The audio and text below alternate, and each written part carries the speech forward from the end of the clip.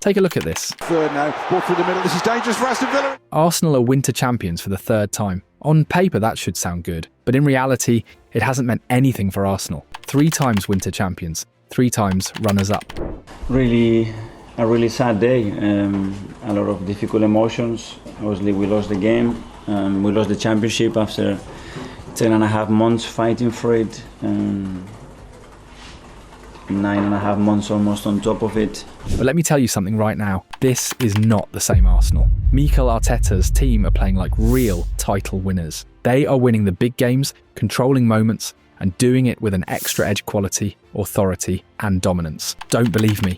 The strongest teams already know it. Arsenal stopped Aston Villa 4-1, ending an 11-game winning run. He box in towards Gabriel Jesus and he kills it. With that same ruthless intensity, Arteta's side smashed the team many consider the best in Europe right now, Bayern Munich, beating them 3-1. Drills it across, And if that wasn't enough, the North London derby was a statement. 4-1 against Tottenham. Plays it inside, Eza on for the hat-trick! A draw against Chelsea. Byline and able to cut back, and that's a really good... And in the biggest moments, when everyone thought they would fall again, the Premier League and Europe realised something. This is not the same Arsenal. This team has the DNA of champions. And in this video, we're going to explain why. When does a Premier League title wobble turn into real panic? Who's that? I'm sorry, 6 Premier Leagues. From an Arsenal point of view, it's the moment Manchester City start to appear in the rearview mirror. Heads it back, shots on, Shaki! And that moment has now arrived for Mikel Arteta and his players. The Gunners are 5 points clear of City at the top of the table after a statement win against Aston Villa with authority, but there is an important warning sign. City still have a game in hand. Arsenal have plenty of ghosts to exercise if they want to win their first league title since Arsene Wenger's legendary 2003-2004 Invincibles, the only team in Premier League history to complete a season unbeaten. Sidestepping two! That is... Only Liverpool and Manchester United have won more league titles than Arsenal's 13, yet the Gunners have never gone this long without lifting the league. By the end of this season, it will be 22 years. Arteta himself has won just one major trophy, the 2019-2020 FA Cup, in 6 years at the club.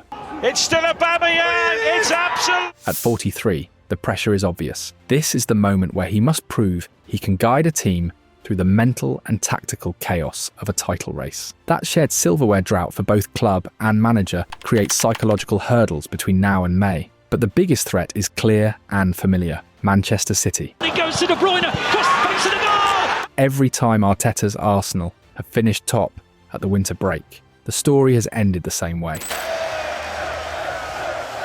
2 times they watched City lift the Premier League trophy at the end of the season. There is no doubt Arteta has built Arsenal's strongest squad since the Invincibles. They have been the most consistent team in the league this season and remain deserved favourites. But they were favourites in 2022, 2023 and 2023-2024 as well. And on both occasions, City caught them. So the question now is unavoidable. Why should this season be different? And more importantly, is there finally a sign that Arsenal will go all the way? It had started to feel like Arsenal were beginning to wobble. December opened with a defeat against Aston Villa. Inside the penalty box. Yeah! And even the wins that followed did not fully convince. Narrow victories over Wolves, Everton, and Brighton raised questions about whether the pressure was finally getting to them. But the Gunners kept grinding. They stayed calm, collected points, and then answered every remaining doubt in the most emphatic way possible. A 4-1 home win over Aston Villa. That result did more than just keep Unai Emery's in-form side locked in third place. It sent a clear message to the entire league. This Arsenal team is not here to fade away quietly. What Arsenal did to Villa tells you exactly where they are right now. Everything is clicking because everyone is contributing. This was not a win built on one-star performance. It was collective, dominant, and ruthless. The display was a huge statement, powerful, full of quality, and above all, a clear demonstration of Arsenal's strength in depth. And this is no accident. This is the result of how Mikel Arteta, over 6 years as a manager, has meticulously built this squad piece by piece, role by role, with one clear objective in mind: to bring the Premier League title back to North London. Pay close attention, because the rise of Mikel Arteta is nothing short of extraordinary. The way he has solved Arsenal's problems year after year has been magnificent. Back in December 2019, Arsenal were at their lowest point. The Unai Emery era had collapsed, Freddie Ljungberg could not stabilise the team, and the Gunners were sitting 10th in the Premier League, with just 22 points from 17 matches. That is when Arteta walked through the doors, just before Christmas. I'm extremely happy and excited and proud to come back home. It's absolutely an honor for me to be given the opportunity to come back, and I don't know, I can't wait to start. The impact was immediate if you knew where to look. Pep Guardiola's influence was written all over Arsenal from day one. The football became more structured, the team looked compact defensively, and far more disciplined in possession. It was slow, patient, sometimes even boring, but it was the beginning of a clear idea. The 3-4-3 shape was not exciting, but it made Arsenal difficult to beat. Arteta lost just one of his first 11 league games and collected 34 points from 21 matches, the 7th best record in the league during that stretch. Then came the moment that changed everything. The FA Cup, a semi-final win over Manchester City, showed his courage. Aubameyang for 2! He's done it! And Pierre-Emerick Aubameyang's brace sealed the trophy against Chelsea. That was the first real sign that Arteta's process had substance. But Season 2 brought crisis. 14 points from 14 matches, just 4 goals in 10 games. Arteta froze out Mesut Ozil, Thomas Partey and Gabriel Magalhaes struggled to settle, and Arsenal looked lost. This is where Arteta showed something rare: humility. He adapted, switched to a 4-2-3-1, trusted Emile Smith-Rowe and Gabriel Martinelli, and suddenly the football flowed again. A 3-1 win over Chelsea on Boxing Day 2020 sparked a revival that pushed Arsenal back towards European contention. By 2021-2022, the project finally had a clear shape. Martin Ødegaard became the creative leader. Granit Xhaka reinvented himself as a disciplined number 8, and Aaron Ramsdale with Ben White transformed the defence. Then came the boldest decision of all, removing Aubameyang as captain. Arsenal was no longer a club ruled by stars. It was Arteta's team. Then came 2022-2023, the breakthrough, with Gabriel Jesus and Alexander Zinchenko arriving from City and William Saliba returning from Marseille. Everything clicked.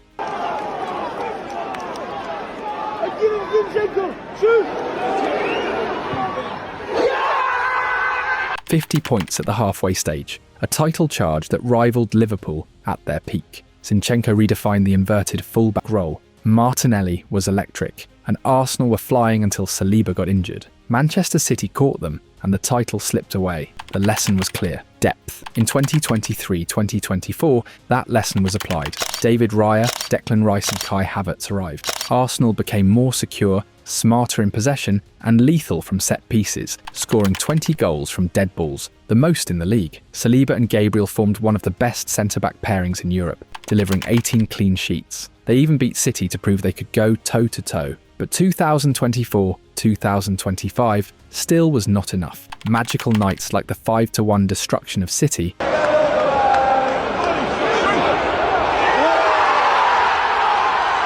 the 7-1 demolition of PSV Could hang one up towards Timber! and Declan Rice's masterclass against Real Madrid showed the heights of this team. Bukayo Saka stepped up as the undisputed leader.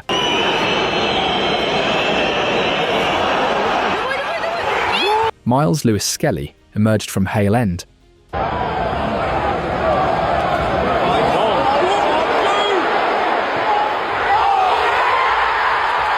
Yet once again, Arsenal finished without silverware. The verdict was brutal. The tactics worked, the defence worked, but the depth still fell short. Arteta admitted it himself. It's very clear what we need to do. And then came the rebuild. Balance in midfield with Martin Zubimendi and firepower in attack with Victor Gyökeres.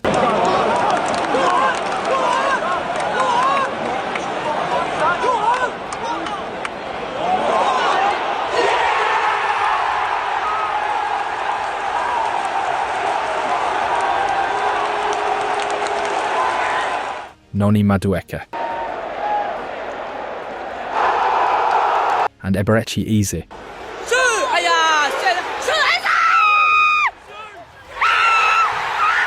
Suddenly Arsenal were no longer one-dimensional. The attack had width, power and variety. Now, even when Ødegaard or Saka are missing, Arsenal do not collapse. They do not lose their edge. This squad, built with Andrea Berta's influence, is deeper, scarier and far more lethal. And what Arteta is doing with these tools on the pitch is brutal. So brutal that today Arsenal are not just contenders. When everyone expects them to fall, this team proves three things: the mentality Arteta has installed in every player, the quality and depth of the squad, and the planning of a tactical genius. But I think Mikel bring him in another dimension. In fact, they are huge competitors in all senses. They are so aggressive. They are able to go Anfield a few weeks ago. And this is not the old Arsenal, and it is already making people uncomfortable across the Premier League, including a few in Manchester. All that evolution we have talked about was leading to this exact moment. The moment where Mikel Arteta is finally taking the decisive step to complete his mission, delivering a major title to his beloved Arsenal. 6 years of work have built incredibly strong foundations, turning this squad and its collective functioning into something rock solid. It starts with the defensive block. Arsenal have the tightest defence in the league, conceding just 12 goals in 19 games, the lowest total of any team. The defensive unit Arteta has built is as close to perfection as you can get. If the back line of Jurrien Timber, William Saliba, Gabriel Magalhaes, Christian Mosquera and Ricardo Calafiori, with David Raya behind them, stay fit and stable, Arsenal genuinely have a chance to build one of the greatest defences in Premier League history. Since the start of the 2023 to 2024 campaign, Arteta's Arsenal have conceded fewer league goals per game than any team across Europe's 5 major leagues. What was already a formidable defence has somehow become even stronger this season. The key is familiarity.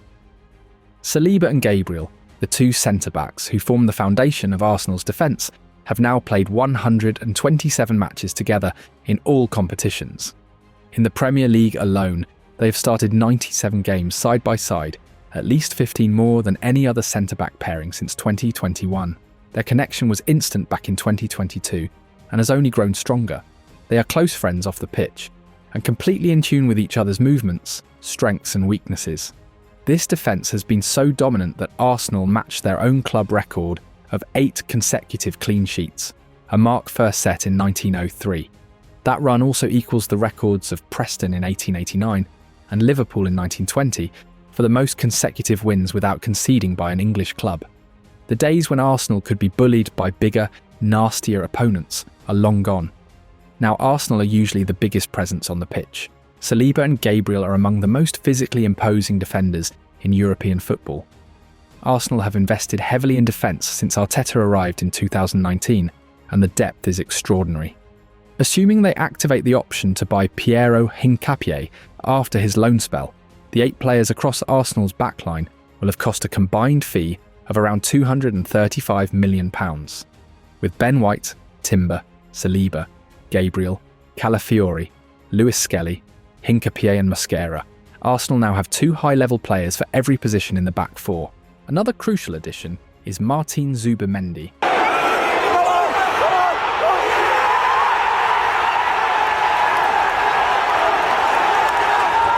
The £50 million signing has immediately improved Arsenal's defensive solidity. He may not tackle as aggressively as Thomas Partey, but he is a far more precise passer, far calmer in possession, and his intelligence gives Arsenal complete control of matches. There is rarely any chaos in their games, and that is largely because Zubimendi does not allow it. He is also dominant in the air, winning 71% of his aerial duels this season, compared to Partey's 47% last year. His influence gives off serious prime Rodri vibes. All of this works because the squad fully understands the system. Arteta is now the 10th longest serving manager in Premier League history, and for 6 years, he has drilled the same principles into his players: collective responsibility, positioning, timing, and discipline. Add to that David Raya, who week after week produces miracle saves like the stop against Minte versus Brighton, or the unbelievable save against McGinn versus Aston Villa, and scoring against Arsenal starts to feel almost impossible. Raya leads the Premier League in clean sheets with 8. This defensive project is what makes Arteta the best defensive coach on the planet today, not just because of what Arsenal are doing this season, but because of the consistency of what he has built over the last 3 years. Arsenal now have the best defence in Europe, and if they finally cross the line in the Premier League, or the Champions League, it will be this defence that makes it possible. There is no doubt that Arsenal's defence is the crown jewel of Mikel Arteta, but the construction of the Gunners' midfield is just as serious and just as elite. Arteta has built a midfield that, player for player, might be the strongest in the Premier League. Back in 2003-2004, the last time Arsenal won the league, their midfield had everything. The power of Patrick Vieira, the elegance of Robert Pires, Oh, a mistake by Telford has left Pires in for the... and the endless running of Freddie Ljungberg. Today, Declan Rice feels like all three rolled into one player. Rice is comfortably the best midfielder in the Premier League, and arguably one of the best in the world right now. This season, only Ryan Cherki has created more chances in the league. Rice sits in the top 5% for passes completed, with close to 90% accuracy. He has recorded 1,435 touches, placing him in the top 3% of all players, despite missing a full match. He is also third in the league for total ball carries, behind only Elliot Anderson and Jan-Paul van Hecke. The arrival of Martin Zubimendi has been decisive. It allowed Rice to move from the number 6 role into his preferred number 8 position. Even then, Arteta uses him in a slightly different way, starting him deeper and letting his physical power drive Arsenal forward in waves. His importance was clear against Aston Villa, where Arsenal looked far more vulnerable without him, and it was underlined again against Bayern, where Rice completely dominated the midfield battle. Rice is the heart of this midfield, but he is not alone. Martin Ødegaard remains the brain. Against Aston Villa, his role in building Arsenal's second goal perfectly captured why he is an elite midfielder. His off-the-ball work to win possession from Yuri Tielemans was matched only by his composure, waiting for the exact moment to release the ball to Zubimendi with a perfectly weighted assist. Injuries may have slowed Ødegaard earlier in the season, but he is clearly finding his rhythm again. When fit, he is one of the very best midfielders in the Premier League, regardless of what his critics say. Together with Zubimendi and Rice, Arsenal have formed a midfield triangle that is powerful, intelligent, and incredibly hard to disrupt. And the depth goes even further. Eberechi Eze gives Arteta a hybrid option, capable of playing across multiple roles and breaking lines with creativity. Mikel Merino has been vital during periods of injury, offering balance, physicality and goal-themia, with 5 goals and 3 assists already. Ethan Nwaneri adds another layer of technical quality whenever he is called upon. This is not just a strong midfield, it is a complete one. Power, control, creativity, depth and intelligence all in the same unit. And when you combine that with Arsenal's defensive base, it becomes clear why this version of the Gunners feels different, stronger, smarter, and far closer to a championship-winning team than ever before. After last season's results, Mikel Arteta made one thing clear. Arsenal needed real depth in attack. Not just more players, but different profiles, different weapons, different ways to hurt opponents. On paper, Arsenal now have exactly that. Gabriel Martinelli, Leandro Trossard, Bukayo Saka, Noni Madueke, Max Daumann, Victor Gyökeres, Kai Havertz and Gabriel Jesus. If there is one area where Arsenal have looked slightly vulnerable this season, it is in the striker position. The belief was that the £63.5 million signing of Gyökeres would be the final piece of Arteta's puzzle, a true number 9, ending the need for midfielders playing out of position. And yet, it has not fully clicked in the way Arteta would have hoped. But context matters. Gyökeres arrived after a season of more than 50 goals.